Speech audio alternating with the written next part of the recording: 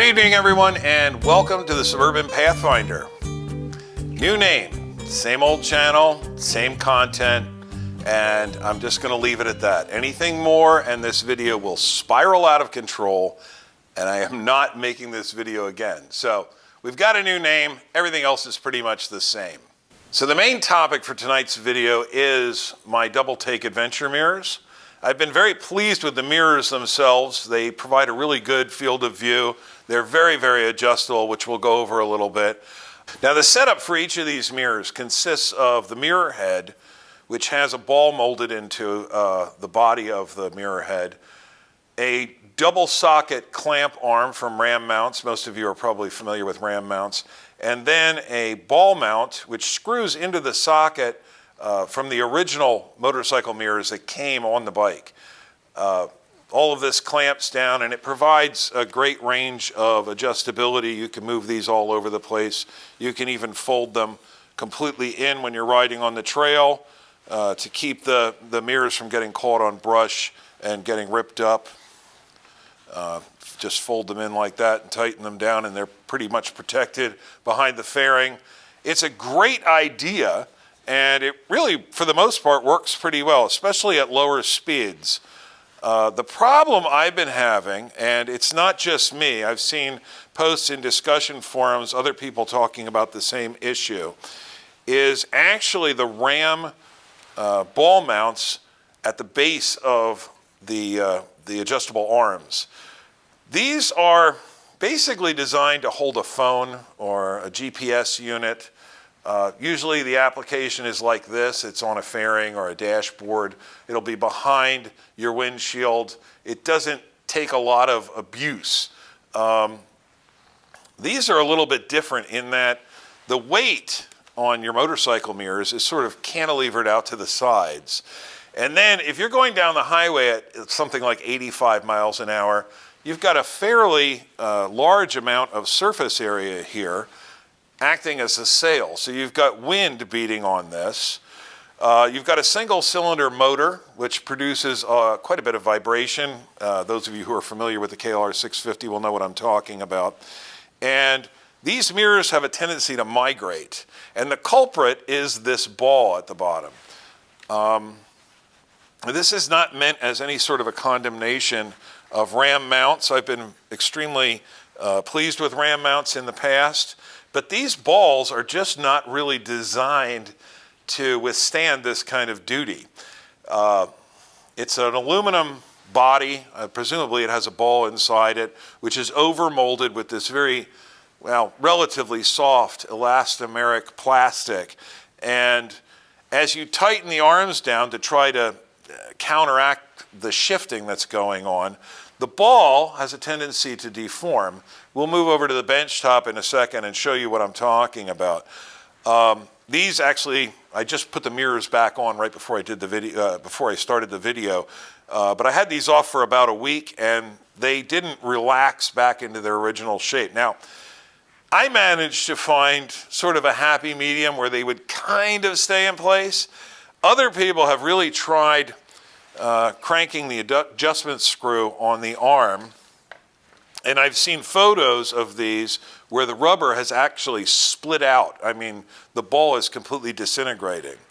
So in my mind, the solution is a ball with a harder compound that you can really get a nice clamp down on without splitting it out and without it shifting. Now, Ram themselves, they make a ball with a harder compound, which is called, I think they're called Ram Tough Balls. And so Ram does sell those, but I was not able to find one with the correct threaded stud on the bottom. I'm not saying they don't make them.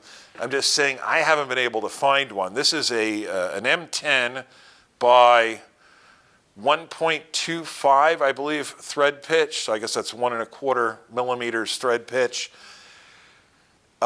Again, Ram might make tough balls with a 10 by 1.25 thread, but I could not find them. So I went to Amazon, as one does, and started looking around. And I found a product.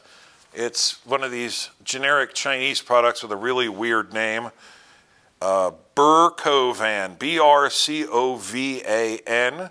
I'll show a picture of the product. It's got the product code here. These are very highly reviewed, and the thing that got me to buy these Brcovan balls is that I saw, I forget, there were maybe 3 or 4 different reviews of these, all positive and all related to exactly this problem. DoubleTake Adventure mirrors specifically mounted on the KLR 650. So I thought, well, these are worth a shot. They weren't super expensive. I think this was about $19 for both balls. And there's a couple of things I really like about these. So we'll move over to the bench top and take a closer look at these, and then we'll go ahead and install these. There is one concern about this. I'll cover that when we're on the bench top, and then I'll show you what I've come up with as a solution for that. Okay, so here's one of our original Ram branded ball mounts. You can see the Ram name on there. And this is just an aluminum machined piece that has this soft rubbery plastic molded over the outside. Now, I didn't have mine completely split out the way I've seen in some discussion forum posts, but this one actually did start splitting. You can see a small crack here. I think the only thing that preserved this from completely coming apart was I was careful. I was sort of judicious in not cranking this down super tight. But I don't think this is a really good solution. Again, I'm not complaining about Ram ball mounts. I think for the applications they were originally designed for, they work very, very well. But this is a high stress application that these things just weren't designed to deal with. And again, maybe the Ram Tough balls would work better, but once again, I couldn't find them. Another thing I don't really care for about this too much is there are no flats on this base in order to get a wrench on here and turn these in. I did have one come loose on the highway, completely loose. It started unscrewing, and I had to just kind of get on it with my Leatherman and got it all gouged up around here. Plus, the molding is a little bit sloppy on these. I don't know. Just not really a great product in my opinion. Now, here is the product that I got from Brcovan. As you can see, there's no branding on it whatsoever.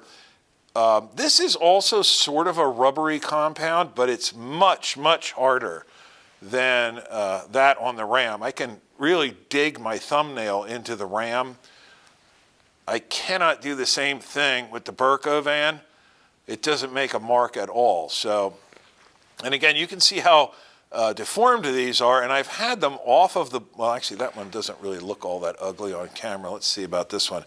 Yeah, see this one here, you can see how much it deformed from the arm clamping down on it. And these have been off the bike for like a week, and they didn't really relax and go back into their round shape. Just not great. So as you can see on the Brcovan, this is actually stainless steel, not aluminum, and it does have flats, so you can get a wrench on it. I'm not sure what size that is, maybe an M12 or something like that, probably an M12, to turn them in nice and tight. And that's going to end up being a little bit stronger than the aluminum of the Ram ball mount. But there is one concern, and that is that stainless steel doesn't always play very nice with aluminum. The socket that these are going to screw into on the lever clamps on the handlebars are cast aluminum. And when stainless steel is mounted in contact with aluminum, you run the risk of setting up a galvanic reaction where the stainless steel is touching the aluminum. If any moisture at all gets down inside these threads or against the bottom of the nut where it's touching the aluminum, or the bolt head, I don't know what you want to call that, where it's touching the aluminum and there's any moisture in there, you get a sort of electric current which starts to corrode the aluminum. This becomes a cathode, the aluminum socket becomes a sacrificial anode, and it'll eventually get completely eaten away. So stainless steel and aluminum can be fine together as long as you keep moisture out of this joint, and I think I've come up with a solution for that. So let's now move back over to the bike and I'll show you how to install these, or how I'm going to install them, and I think these are going to work pretty well. So as you can see, this is the socket that the factory mirrors were threaded into, and that's what we're going to use for these ball mounts. And again, this is an M10 by 1 1/4 thread, and they just thread in like that.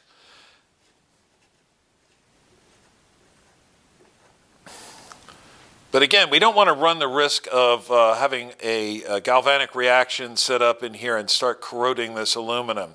So there's no way to prevent water from coming in contact unless you just ride in the dry. But I've ridden hundreds of miles in the rain at a shot, so there's no way this bike's not going to get wet. So you're not going to be able to prevent moisture on the outside of here, especially if you're riding in pouring rain.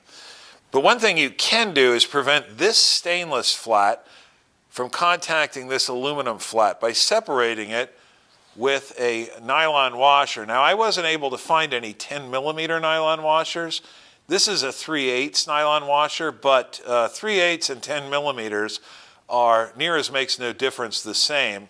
It is a bit too small for the threads on this ball, but if you just kind of screw it on there, it will go on. And there it is. And now we can just thread this ball in here. And this is going to serve two purposes. First of all, it'll keep the stainless collar here from touching the aluminum. And it should form, once we torque this down, a fairly watertight seal to prevent water from getting down inside the threads and having a galvanic reaction set up in there. So that's pretty much all there is to it. These are going to work, I think, very well. Our DoubleTake Adventure mirrors will go on here, presumably. Let's see.